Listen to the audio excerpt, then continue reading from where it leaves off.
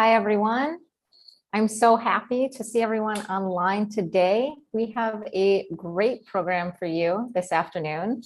My name is Megan Sullivan, and I'm a PhD candidate at the Yale School of the Environment, and I'm the research Spotlight Assistant for the Peabody Museum. Welcome to our Research Spotlight series. This is the Peabody's Graduate Student Speaker Series, and we spotlight different graduate students who do their research in connection with the museum's collections. There are just a few housekeeping items today that I wanted to talk about before we start today's webinar. So if you do have any questions that you would like answered during the webinar, we have a Q&A box where you can submit those questions in the bottom toolbar of the Zoom webinar. Normally, you can submit those questions at any time during the webinar. So if you see something and you have a question that immediately comes to mind, I would encourage you to put that in the Q&A at any time. We will be compiling the list of questions behind the scenes and then talking about the questions after our presenter concludes their talk. We do sometimes receive many more questions than we're able to answer during the talk, so we do apologize in advance if we're not able to get to everyone's questions today. And finally, our program is being live captioned. You can turn on the live captioning at the bottom right-hand side of the Zoom window. So with that, I would like to introduce our speaker. We have Corey Herrmann speaking for us today. And Corey is an anthropologist, archaeologist, and currently a PhD candidate in the Department of Anthropology at Yale. Corey is the director of the Río Grande de Chone Archaeological Project, and his research interests include disaster anthropology, emergent social complexity, especially anarchic forms of social organization, ceramic art and iconography of the first millennium BCE in coastal Ecuador, and commodity exchange in the central and northern Andes. His talk today will focus on how Indigenous and Montubio communities have made landscapes surrounding Manabí, Ecuador, productive and meaningful amidst ecological and social disasters. So with that, I would like to welcome Corey Herrmann.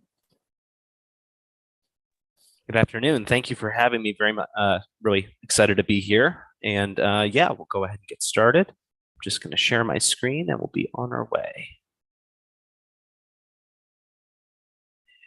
There we go. Okay, I think we're good to go. Okay. So this paper is being presented on behalf of Yale University, which occupies the traditional homelands of the Mohegan, Mashantucket Pequot, Eastern Pequot, Quinnipiac, Hammonasset, Wappinger, Golden Hill Pagusset, Scaticoke, Nahantic, and Pequannock peoples. They, and many others besides, have cared for these lands and waters since time immemorial, call this area home today, and will continue to thrive in the future. I thank them for their hospitality and encourage others to join me in contributing to collaboratives and mutual aid efforts in the New Haven area, provided at the following QR code and link. I will also display this QR code at the end of the talk. The world is shaking apart, it seems. Our modern globalized world rocks from the experience of disasters, whether perceived as external and natural, technological and man-made, or of the increasingly climate change induced. We seem quite concerned with telling stories of the end of the world, how societies collapse. When I began my research into how disasters relate to society some years ago, I admit I somewhat shared this obsession with how worlds end. But I also was interested in what happened next, how people care for each other in the wake of a disaster, what they learn to maintain in their social organization and worldviews as they look forward from terrible days. Archaeologists and popular scientists alike have often jumped to investigate the former, the collapse and the attendant carnage, but often struggled to investigate or conceive of the latter, the days, years, and decades afterward. Within the archaeology of the Andes and Amazonia, the natural forces at play, earthquakes, volcanoes, El Niño rains, droughts, have often been highlighted as powerful drivers of change for societies and are even posed as determining factors in their end. However, there are lessons from disaster anthropology and the indigenous peoples who live with these hazards alike, which can inform us of a more interesting and humanistic perspective on how to relate with a hazardous world. With this in mind, as part of my ongoing doctoral dissertation research, I instigated a new archaeological project in the Río Grande de Chone of Manabí province, Ecuador. Indigenous and Montubio communities have made these landscapes in the interior hills of the Ecuadorian coast productive and meaningful amidst volcanic exposures, droughts, El Niños, and various colonial disasters of development. This paper will briefly unpack some of how disaster anthropology does not consider disasters as natural, at least in the sense we think of them, before visiting the Ecuadorian coast and the landscapes and people I have been learning from there. I will briefly review some of our findings and pertinent materials, as well as discuss some of the developments that past peoples made at the level of landscapes to enrich their lives and communities. I will close with some thoughts and questions on what these findings mean for our understanding of disasters, of past people in coastal Ecuador, and direct us towards some new, or rather very old, ways of confronting the disasters to come. Anthropologists, along with philosophers, theologians, and many others, have long remarked on the abilities, and sometimes inabilities, of their subject communities to resist or endure ecological hardships. Typically, these interpretations view nature as separate from culture, framing and restricting our ability as people to persist in an area, to develop a place into a home. Either nature dominates us or we learn to dominate it. The crucibles of this domination are often in disasters, moments when nature asserts its power over us, or more recently, when it lashes back under our yoke, resisting our increasing control over it. This sense of finality and judgment is implicit in one of our favorite disaster words, crisis. The term has its origins in Greek with the verb krinai, to separate, decide, judge. And it may come from an older Proto-Indo-European word, which means to sieve or to winnow. This mindset of disaster as some kind of judgment is narrowly Western and white in the ways that it binds guilt, sin, and shame to a disaster, bizarrely absolving us through the punishment of our meddling in the natural order. However, while the valued judgment-laden crisis mindset is the dominant way that we think about disasters, it is not the only way we have available to us. Instead, my work is part of a trend that has wound its way through the last 40 years of disaster anthropology, which was first elaborated in ethnographic works by Anthony Oliver Smith and Jacqueline Solway. Oliver Smith, for his part, worked in the ruins of the Peruvian highland town of Yungay. He found a community that, while initially affected by a massive earthquake-induced landslide in 1970, they encountered the real disaster in the New World, where Yungay's position as a regional center of history and culture were under threat. Ambitious political administrations of the Velasco dictatorship saw an opportunity to make a new ideal Andean community with the newly dispossessed Yungainos. Neighboring communities jumped at the chance to take possession of important regional festival days and patron saints. And for their part, the citizens of Yungay stubbornly refused to leave their shattered city, refounding Yungay on its ruined outskirts and rallying around the mantra, "No abandonaremos nuestros muertos," we will not abandon our dead. The case of Yungay is instructive to us in seeing how a disaster is not a crisis event, but an unfolding process that reveals the social and political tensions already embodied and acted out by numerous affected peoples and subgroups. Disasters are not an external bolt from the blue, but the result of many social, economic, and ideological decisions made and acted upon at many social and ecological scales. A disaster is, to borrow from Solway, who in turn borrowed from Marshall Solins, a crise revelatrice, a revelatory crisis. This revelatory character of disasters is implied in one of the other terms we use for them, apocalypse. Also from Greek, apokalyptai means to uncover, unveil, or reveal. Its Middle English usage was closer to the notion of insight, vision, hallucination, or prophecy. Following more recent disaster anthropologists like Roberto Barrios, we can also add nuance to this by asking, what did disasters reveal, for whom, and in what ways? This apocalypse-minded perspective advocated for by Barrios and many disaster anthropologists now gets us thinking anthropologically about how power flows through social institutions and is embodied in people and their acts, as well as how disasters reveal those flows selectively, depending on one's perspective. But of course, I'm not just an anthropologist, but an archaeologist and interested in the past, so I'll return to this thought later and now point us towards some of the framings that disaster anthropology can provide to archaeologists. Disasters leave material traces and reminders: ash falls from volcanoes, shattered buildings broken and buried in landslides, discarded masks on street corners, the developing stratigraphic boundary and landfills of plastic antigen testing kits. This means that archaeologists can encounter, record, and develop interpretations of the experience of these disasters.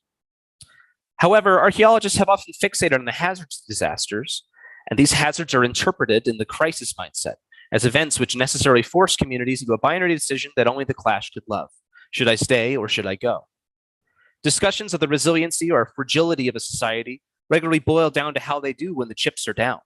If they can hack it through this drought, then they're resilient. If not, then they collapse. Resiliency studies that archaeologists have borrowed from ecologists have instigated a new wave of this judgment call, with discussions of nested cycles that overgeneralize human societies and the agency and intentionality that people maintain in how they interact with the world. I do not think these approaches are necessarily wrong, but they do struggle to explain social change without just assuming that it happens, which is a kind of circular logic that's usually proving or confirming our judgment before we've really analyzed anything. In my archaeological work, I argue for what I've been calling in this paper an apocalypse-minded or revelatory sense of disaster, rather than a crisis-minded sense. This framework points us not toward trying to make a refereeing call about past societies' interactions with disaster, and rather asks that we evaluate the conditions, organization, and power flows of societies before they experience a disaster, how those priorities and powers were revealed in the context of a disaster, and then asking how those revelations were acted upon or not, and how society changed or not. Rather than assume we know how and why a disaster was disastrous and assuming some kind of absolute change must have taken place, we ask of past people what their futures looked like, what they found the time and effort to maintain and protect, what were their intentions and priorities, the values and ethics that they enacted to make the future that became our present. For archaeologists, these intentions and values can be accessed through the material evidence that reflects relations which past people maintained with each other and their environment. This is the mindset that supports at least some of my interest into investigations of the Ecuadorian coast, which we will now visit. I recognize that many people do not know this area well, so I want to take a moment to mention some of the ecological and geographical settings of the Ecuadorian coast and the Rio Grande de Chone before we dive into its archaeology.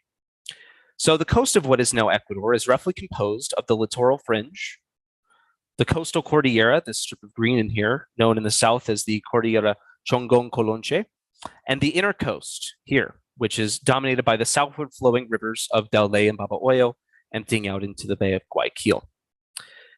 In the north, the rolling hills and faults of the Cordillera dominate, harboring the headwaters of Los Rios, as well as many northwestward rivers of the verdant Esmeraldas region. To the east in this northern area lies the montaña that flanks the northern and central highlands, where today the capital of Ecuador, Quito, is located. In general, there is a gradient of greater precipitation moving northward along the coast. Where the southern coastal fringe is dry, scrubby, and thorny, the northern fringe becomes an increasingly humid neotropical forest.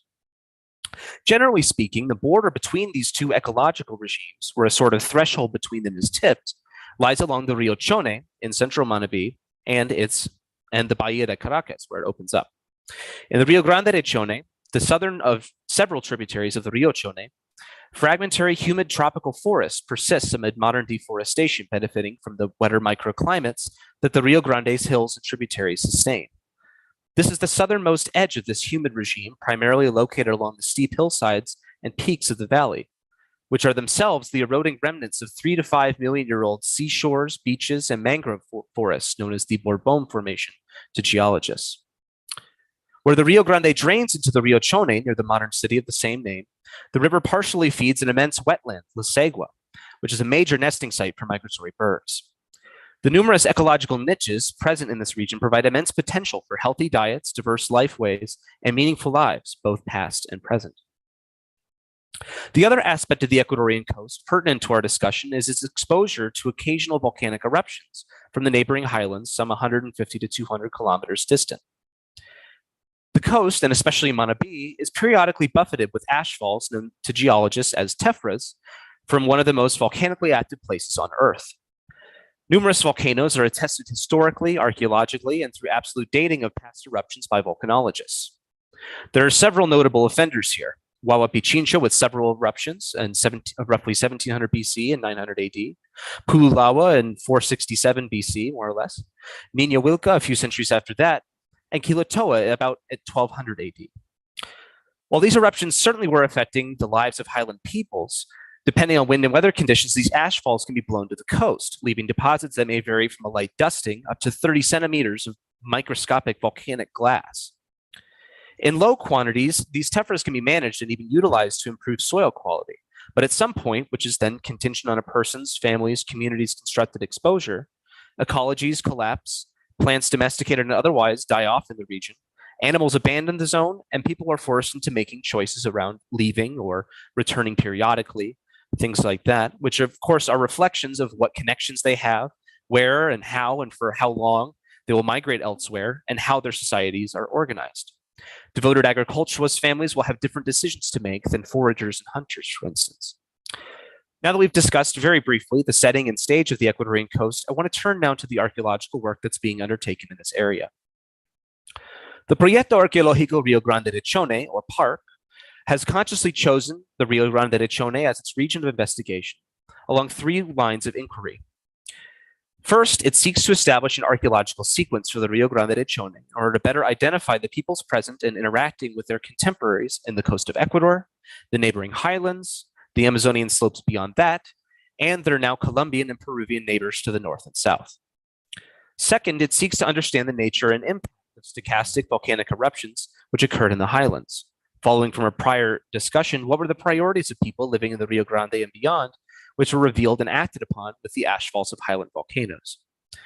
The third and most important goal in this project is in socializing with the communities that PARC works with, sharing the results and building toward a community involvement where they direct the project's questions, hopefully building a more sustainable foundation for future pride in their homes past. To date, 4 seasons of survey, excavation, and lab work have recognized 50 or so archaeological sites comprising several distinct archaeological landscapes and zones on both sides of the valley. I want to mention briefly here that much lab work still has to be performed, and so a lot of the finer details I'm laying out here will still need to be assessed. However, there are some broad strokes here in my thinking and in the data which are pertinent to our discussion. Archaeological surveys of the zone began in 2018 and have taken place to some extent in every year since, with the exception of 2020. These have identified several classes of archaeological landscape features, several of which can be considered monumental in character and communal in their function. In at least 3 regions, large reservoir features at the base of the steep hills which frame the valley have been identified. Associated with these reservoirs are often series of raised berms or terraces that are oriented across hillsides. These perhaps allowed for the extended retention of water and the management of agricultural products which require varying amounts of water planting at different points along these terraces. The drier southern Ecuadorian coast is known for its U-shaped albarradas, which retain water in times of scarcity. While these U-shaped features have not been recognized in Chone, managing water was likely a high priority for communities here. As can be expected for most anywhere in South America, mounded earthworks known as tollas in Ecuador have been recognized in survey. Many of these obvious markers of past occupation have been recognized and even looted, but others remain intact, though variably affected by the return of the forest or subsequent clearance for modern orchards or pasture lands. Survey has mostly recognized rounded forms thus far, though these often appear in pairs or in daisy chains of up to 7 in a row. Other tollas are squared and have ramps, a peculiar result that more closely resembles monumental tollas of the highlands north of Quito, at sites of the Cara people like Cochasquí. These architectural forms in common may indicate occupations of linked communities in both the coast and the highlands, which would accord with the Cara people's testimony today that while they now live in the highlands, they originated from the Ecuadorian coast. Additionally, there are numerous other plain spaces and plain terraces which have been identified. While some of these may be taking advantage of the prevailing geological conformation, others appear at different strata and were not produced by modern development. These plain spaces or terraces often hold dark brown soils, quite rich and fertile for modern cultivation. They often support verdant stands of cacao orchards or various bananas and plantains. The possibility that these soils were anthropogenic, as in that people enriched them into greater productivity through careful practices of deposition and care, has yet to be investigated thoroughly here in the Rio Grande de Chone. However, many anthropic soils like this are known in Amazonia and have been studied for some decades now, and this technique may have been implemented by communities here at some point. Given the information gleaned from landscape scale survey, 2 sites were identified to be excavated. La Ñerusa on the north side of the valley was excavated in the fall of 2019. This site's upper reaches host one of the reservoir and raised terrace complexes. Excavations on one of the site's smaller plain terraces revealed the corner of an early Kamakwake house structure, which you can faintly see this slightly darker colored soil here. It's essentially a ash-rich, kitchen ash-rich floor. And so there we go. An early Kamakwake house structure, perhaps this was its kitchen based on the domestic ash in there. Based on the ceramics which came out of this context, this would have likely been occupied in the early centuries of the Common Era. Llanyerüsa also revealed evidence, radiocarbon dated to the mid-2nd millennium BC, of a ceramic phase that was being produced when other valleys like Hama were abandoned due to volcanic ashfalls of Huayllapichincha sometime around 1700 BC. That would be this Fase Ñerusa. If Hama was abandoned for centuries after their exposure to Huayllapichincha, this was not the case in neighboring Chone. The most recent site investigated in detail is Platinales, located in the heart of the comuna of the same name and host to an excavation in the fall of 2021. This village site on the south side of the valley measures roughly 30 hectares and is composed of a series of terraces, embankments, hydraulic water retention features, and low mounds framed along both sides of the Rio Platinales, one of the tributaries of the Rio Grande de Chone, and tucked around the corner from where the Platinales drains into the Rio Grande. That would be just past photo right here. Surface collections and shovel tests around the site encountered ceramics of the Piquigua phase, almost 4,000 years old, and even a few sherds that looked older than that potentially. However, a great deal of the site appears to have been developed over the 1st millennium BC and 1st millennium AD, meaning its denizens were engaged with the communities of practice that produced Chorrera ceramics in the 1st millennium BC, and potentially those of both Bahia and Hamacuaque complexes in the early centuries AD. The principal trench of the excavation encountered roughly half of a house structure, which was occupied for several centuries based on the number of floors and the several distinct ceramic phases present neatly stacked within its levels. Unfortunately, AMS dates of this structure are pending. They're sent into the lab right now, so I don't have an absolute date for you today. But what we believe, based on the relative chronology of the ceramic dates, of the ceramic phases, would suggest that this would have been occupied roughly 500 BC, maybe even 400 BC, all the way through into the early centuries AD, perhaps 200 or 300 AD. What is notable here, then, is that in both of these sites, people of the Rio Grande de Chone were building relationships far beyond their own home, even as they also rooted themselves deeply into it. Beyond the investments into water retention and soil enrichment, communities traded in highland obsidian, found in several reduction contexts. Locally produced ceramics present shell tool markings in their designs, with these tools coming from Pacific beaches. And from their own hilly ancient beaches, fossilized wood and shark teeth were being utilized as tools, and perhaps even served as potent engagements with deep time all their own. From the perspective of ceramics, ceramicists here were expressing themselves in styles and traditions that spanned the Ecuadorian coast and highlands, a ceramic phenomenon known broadly as chorrera. In other times, they related and contributed more strongly to currents of more local expressions like Hamacuaque in northern Manabí or Bahia of central Manabí. Through all of this, the Rio Grande itself acted as a conduit for interregional migrations, travel, and trade, with its communities hosting people moving between the intercoastal rivers and the Pacific coastline. As anthropologists, I argue that we should admit that these communities here were deeply entangled with each other in complex arrangements of social contracts, tribute, trade, collaboration, gifting, predation, intermarriage, dissolution, frenemies, and any other complex relationship that one can imagine between multiple groups of people which share several languages, backgrounds, and priorities. These are reflected in the exchanges of fossil tools, obsidian, and the ceramic communities of practice that these materials imply, which indicates a region full of life and well imbued with meaning, not waiting for some modern development to make it useful, but already cherished, already a home to so many then as it is now.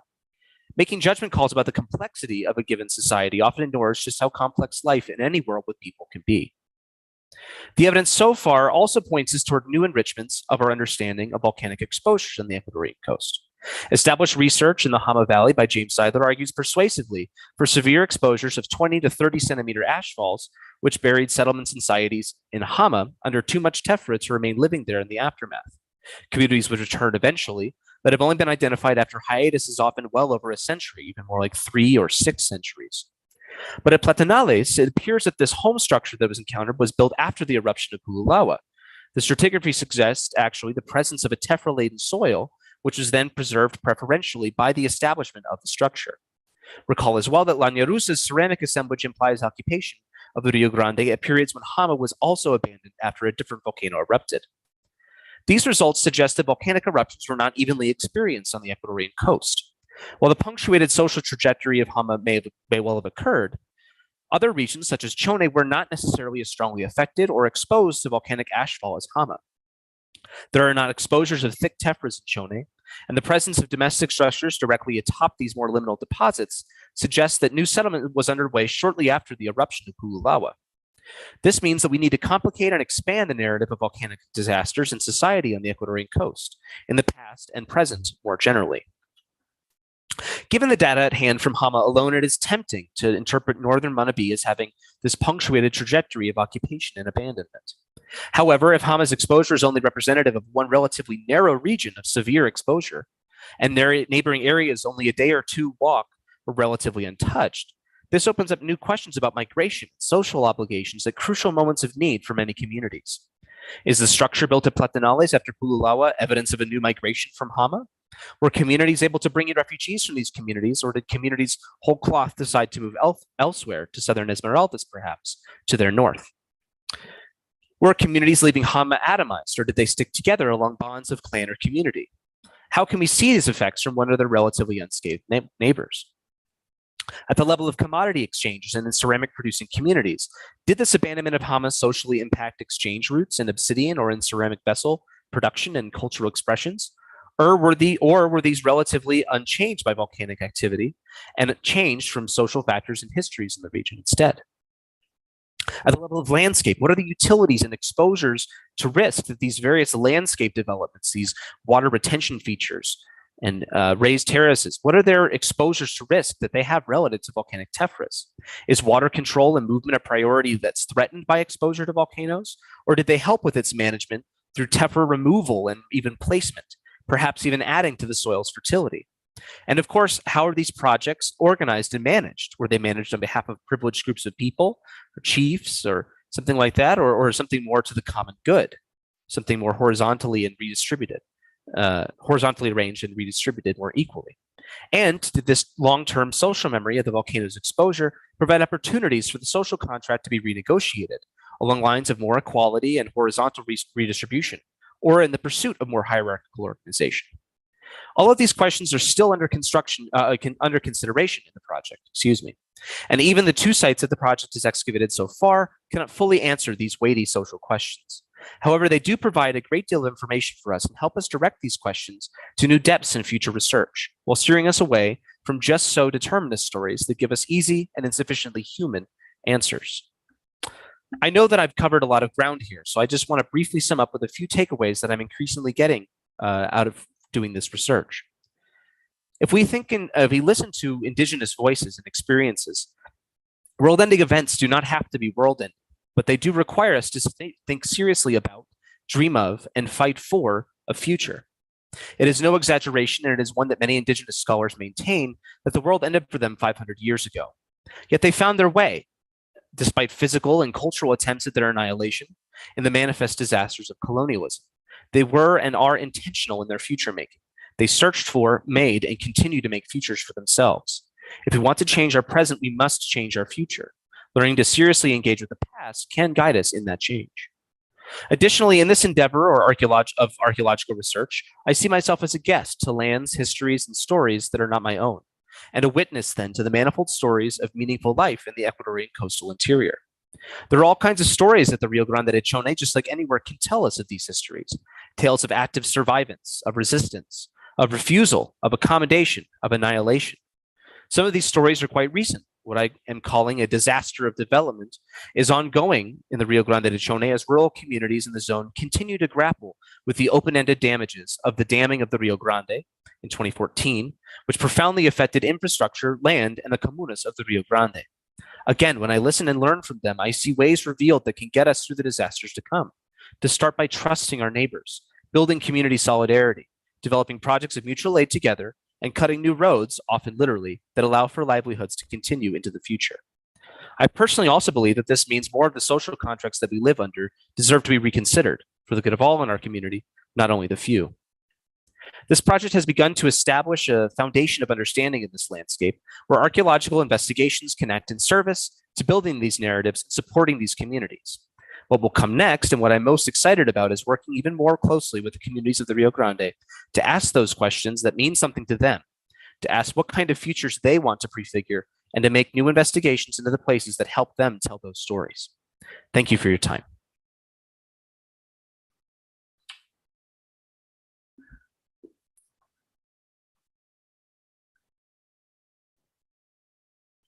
Hi, Corey. Thanks for your wonderful talk.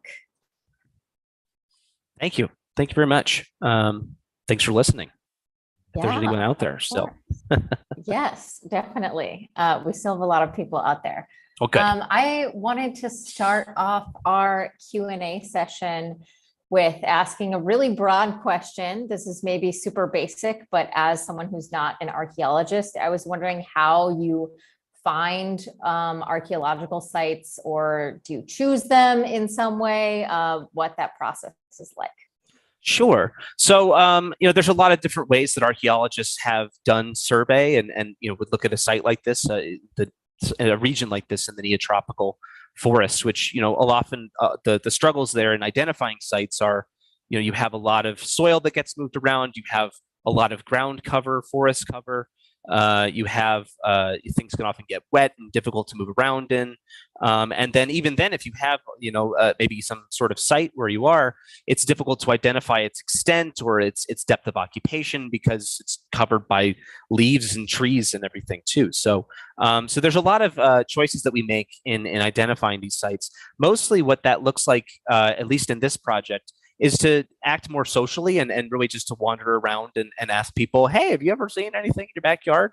Can we go wander around and take a look?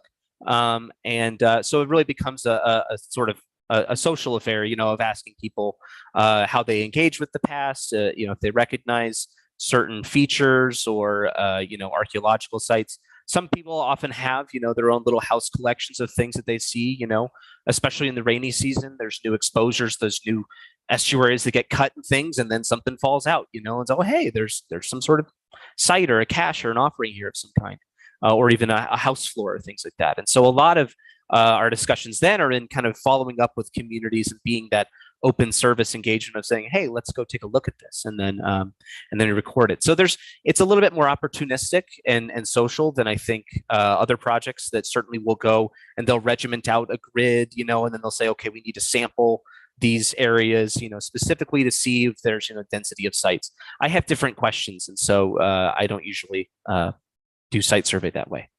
Also, it's really hard. Yeah, I like talking to people more. Yeah, that makes sense. I was wondering also, do you have sort of like formal questionnaires or surveys or ethnographies that play a role in your work?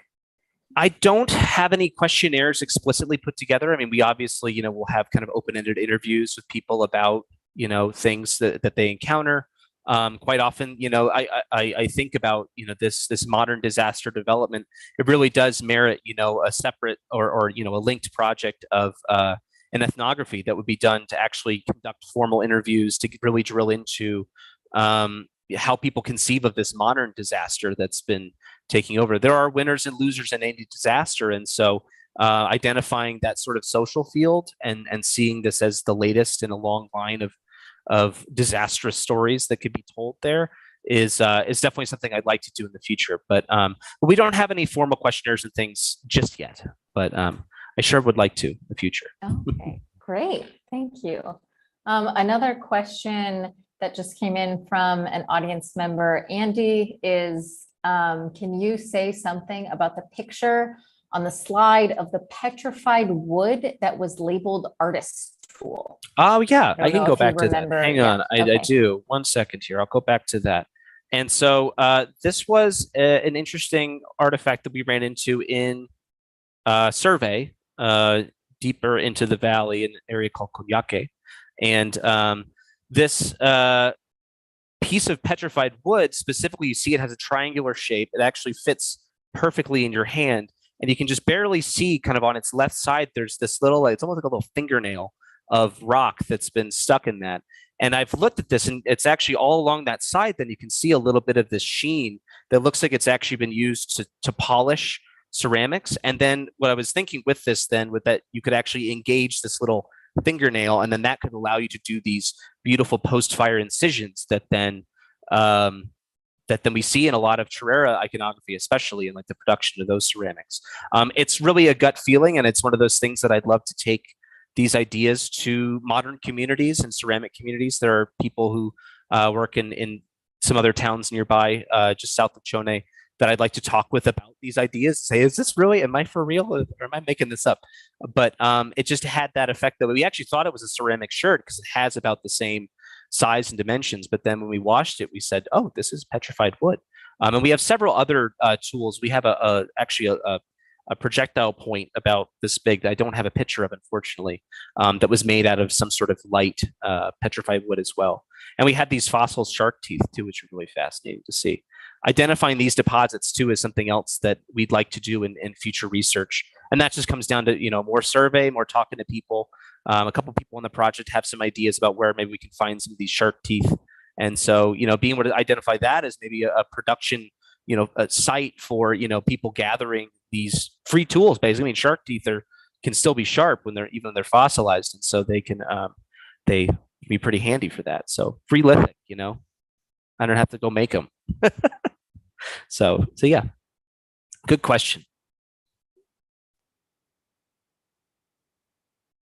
Up, Megan, you're muted, I think.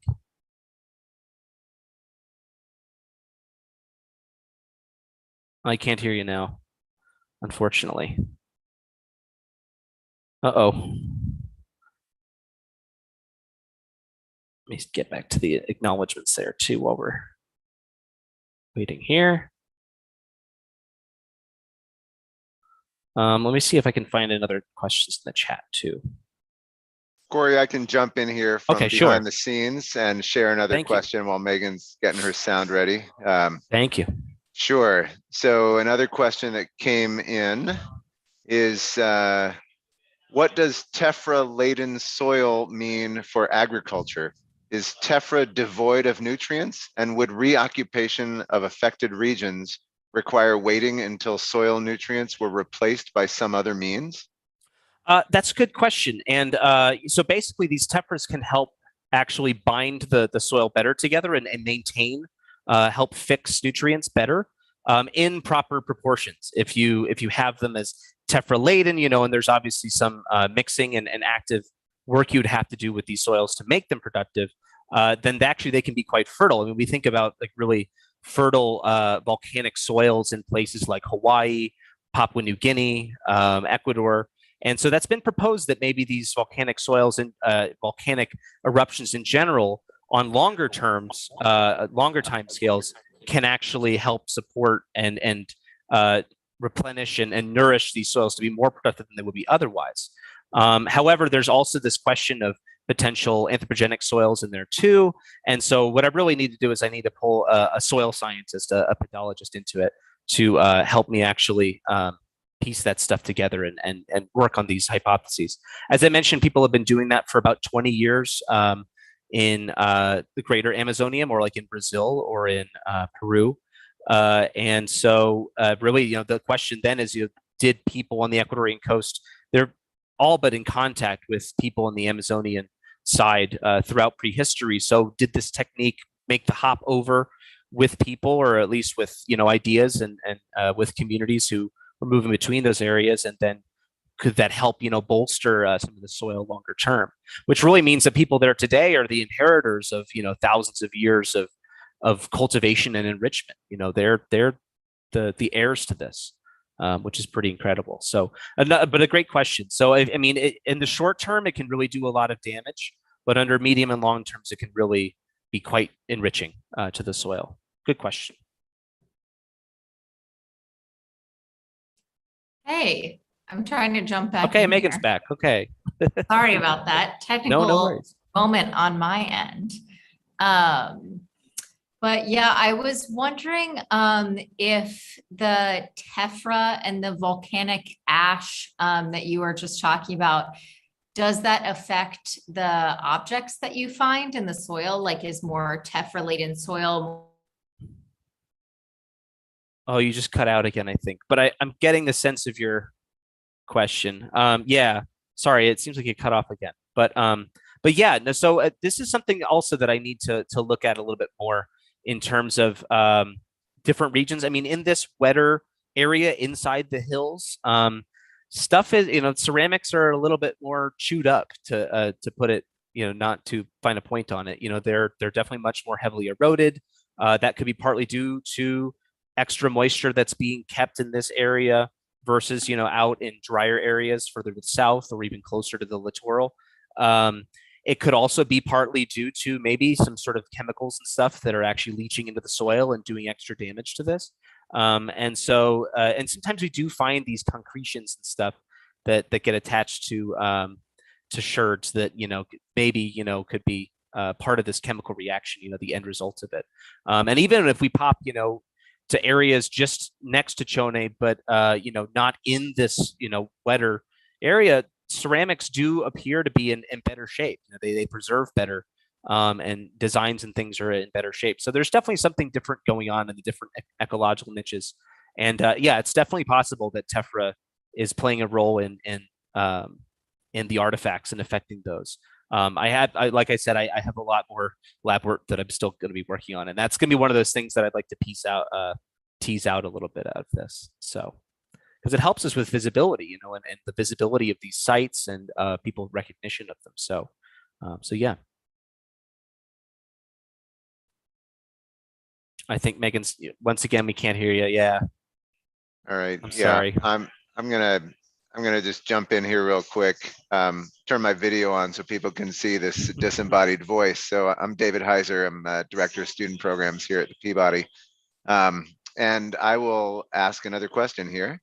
You got a lot of Tephra related questions. People are interested in this. So, and this one is, can you remind us how far it is from the volcanic sites to the coast? Your map made it look pretty far, an impressive distance for the ash and Tephra to travel.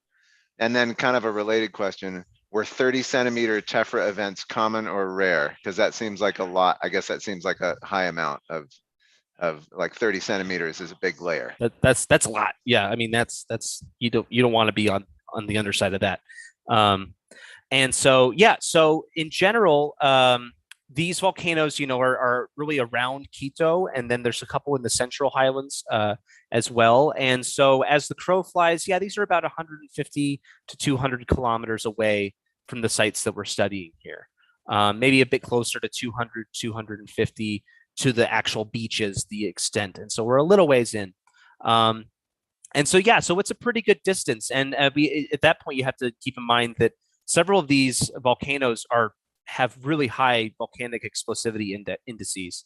Pululawa, I think, has been estimated at a VEI 5, maybe even closer to that. Which, I mean, it's really big. That picture I had of Pululawa in the caldera, that was what erupted in 467. You can sort of imagine this, Mount St. Helens style. The whole top of the mountain blows away, and that top of the mountain is what ended up across the Ecuadorian coast. Yes, that was a lot of mountain where there. It went. There's a lot of mountain there. And so, and today Pululawa is pretty quiet. That one doesn't erupt that often. Each volcano really does its own thing, has its own story. I mean, there's ones like Reventador that are always going off. Sangay, that's a little bit farther in the southern highlands, kind of the southern eastern side. It erupts every couple years and will dump stuff out to Guayaquil sometimes.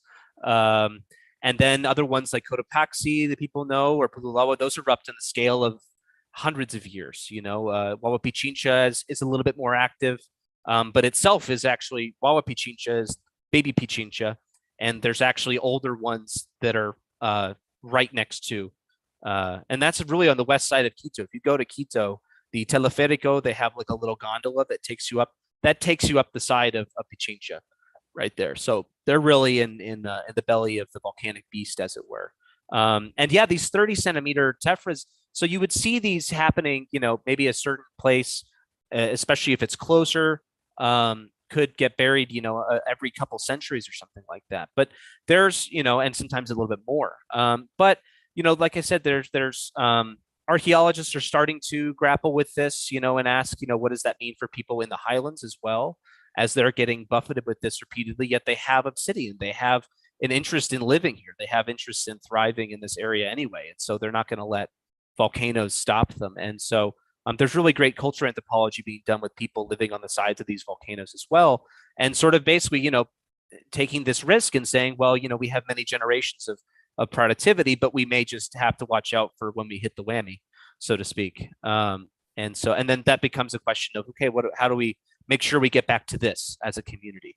So yeah, great question though. Great. Well, Fantastic. Yeah. Maybe one more very brief Tephra question, and then Sure. we'll have that be our last one. This is just a question of whether you think that the communities upon which the Tephra fell ever actually made use of the Tephra in some ways.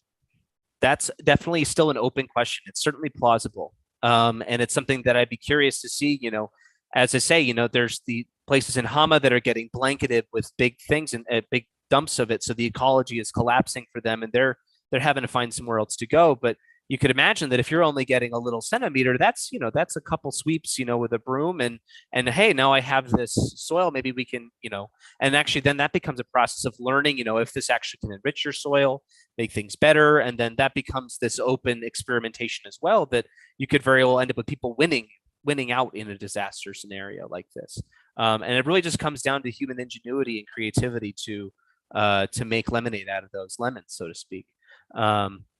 Yeah, so that's certainly possible. And there's plenty of other discussions too of people using kangawa, which is like actually the tephra, when it lands in thicker areas, it can actually turn into like stone, like a hard volcanic stone.